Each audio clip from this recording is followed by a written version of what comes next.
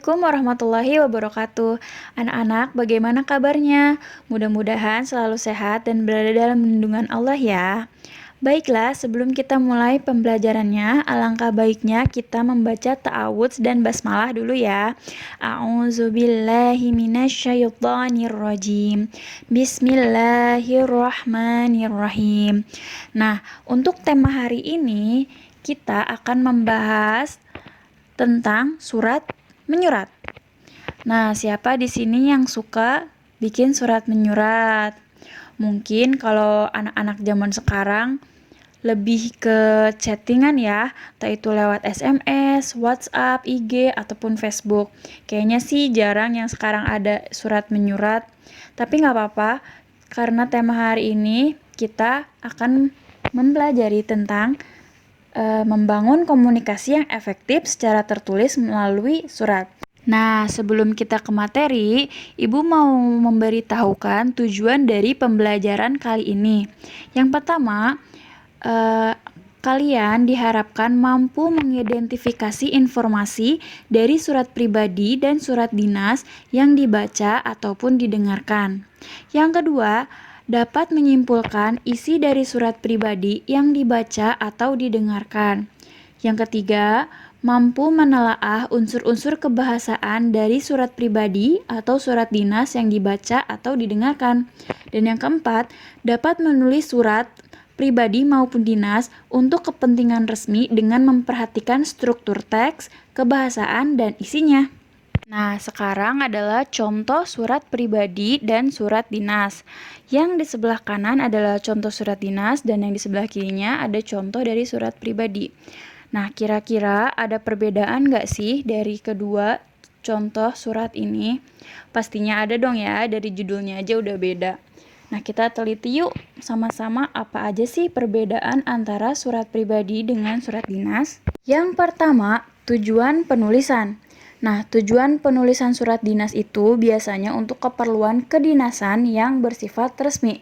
Sedangkan kalau tujuan penulisan surat pribadi itu biasanya untuk keperluan pribadi antara satu orang dengan orang yang lain. Nah, yang kedua ada struktur surat.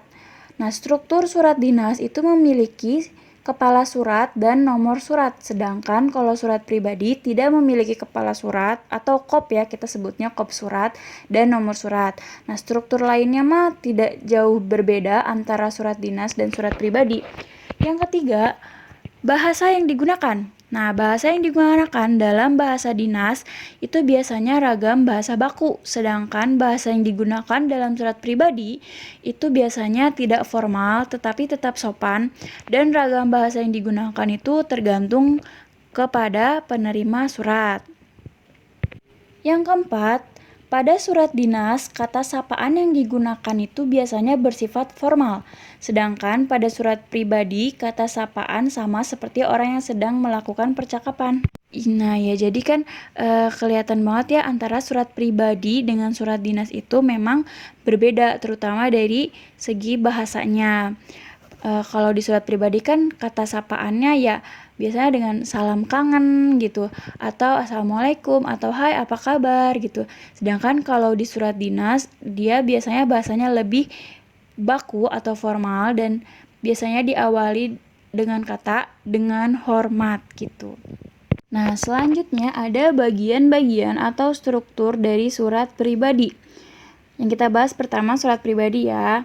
Nah, di sini ada yang nomor satunya itu ada tempat, tanggal, bulan, tahun penulisan surat ya. Kayak kalau di sini contohnya kan Sukabumi 20 Oktober 2018. Terus yang keduanya ada alamat surat. Nah, karena di sini surat contohnya itu surat pakai bahasa Sunda, nggak apa-apa ya. Jadi alamat surat, alamatnya kita mau ngirim surat ini ke siapa gitu, alamatnya di mana gitu. Terus yang ketiga ada salam pembuka. Seperti yang kita bahas tadi, kalau di surat pribadi itu dia bahasanya tidak baku dan tidak formal. Terus keempat ada kalimat pembuka. Nah, kemudian yang kelima ada isi suratnya. Nah, isi suratnya ini ya kita mau menceritakan apa, tujuan kita ngirim surat ini tuh untuk apa gitu ya. Terus yang keenam ada kalimat penutup. Kalimat penutup di sini kayak ya kata-kata akhir aja gitu sebelum kita mengakhiri surat tersebut. Terus yang ke-8 ada tanda tangan. Kadang ada tanda tangan, kadang juga enggak sih, cuman biasanya nama pengirimnya aja gitu. Cuma kalau misalnya memang ada tanda tangannya juga tidak apa-apa. Selanjutnya, kita akan melihat bagian-bagian atau struktur dari surat dinas. Nah, seperti yang kita singgung tadi, kalau surat dinas itu dia ada kepala surat atau kop surat dan ada nomornya. Beda dengan surat pribadi. Surat pribadi kan nggak ada kop surat dan nomornya ya. Kalau di surat dinas justru bagian paling pertama itu dan selalu ada pasti ada kepala suratnya atau kop suratnya.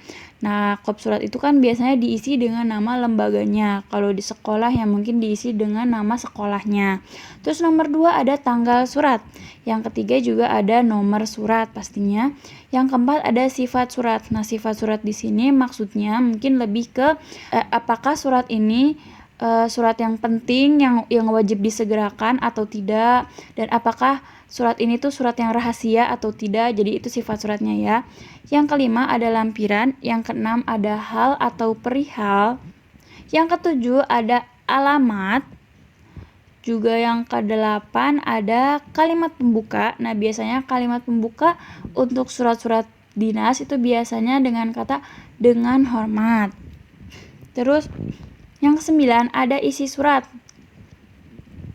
Isi surat itu biasanya ungkapan menunjukkan tujuan atau hal suratnya itu untuk apa gitu loh. Terus kemudian nomor 10 ada kalimat penutup. Nah, kalimat penutup kalau di contohnya itu ya dengan dalam kata atas perhatiannya gitu. Kami ucapkan terima kasih. Terus yang nomor 11 ada nama jabatan. Ke-12 ada NIP atau tanda tangan atau cap. Nah, untuk surat dinas itu wajib ada tanda tangannya atau cap biasanya. Sedangkan kan kalau di surat pribadi tadi kalau kita mau ya bisa kita tanda tangan, kalaupun nggak mau juga nggak usah tanda tangan, nggak apa-apa. Tapi kalau surat dinas itu biasanya memang harus ada tanda tangannya. Terus ke-13 ada tembusan. Nah, yang selanjutnya adalah penomoran surat dinas. Yang sebelah kiri nih contohnya. Nomor surat dinasnya itu ada, yang pertama ada nomor urut suratnya, terus ada kode unit utama, terus ada kode pusat, ada kode perihal, terus ada tahun pembuatan surat. Nah, yang di sebelah kanan ini nomor surat yang biasanya dipakai di sekolah-sekolah. Yang pertama itu pastinya ada nomor urutnya ya, 003. 003 itu adalah nomor urut surat yang dikeluarkan. Berarti ini adalah surat ketiga yang sekolah itu keluarkan gitu ya. Terus garis miring, cara penulisannya ya, 003 garis miring OSIS. Nah, OSIS di sini adalah kode unit atau siapa yang mengeluarkan surat ini gitu. Jadi karena yang mengeluarkan surat ini adalah OSIS SMA Negeri 2 Yogyakarta, jadi di situ kode unitnya OSIS karena itu bagian OSIS yang mengeluarkan suratnya. Berarti tadi ulang ya, 003 garis miring OSIS garis miring Semandu YG. Nah, di Semandu ini adalah kode pusatnya. Jadi OSIS ini tuh OSIS dari sekolah mana? Biasanya memang di situ ditulis nama sekolahnya. Habis itu garis miring lagi. Satu di situ adalah biasanya di situ bulan. Terus garis miring lagi tahun keluarnya surat atau tahun dibuatnya surat. Alhamdulillah penjelasan materinya udah selesai. Mohon maaf banget karena masih banyak kekurangannya. Mudah-mudahan ya kalian semua bisa mengerti walaupun cuma sedikit. Dan sekarang saatnya untuk tugas. Tugasnya adalah buatlah surat pribadi, kemudian kalian fotokan ya biasa. Kalau udah bikin surat pribadinya, terus difotokan hasil suratnya, kirimin ke ibu.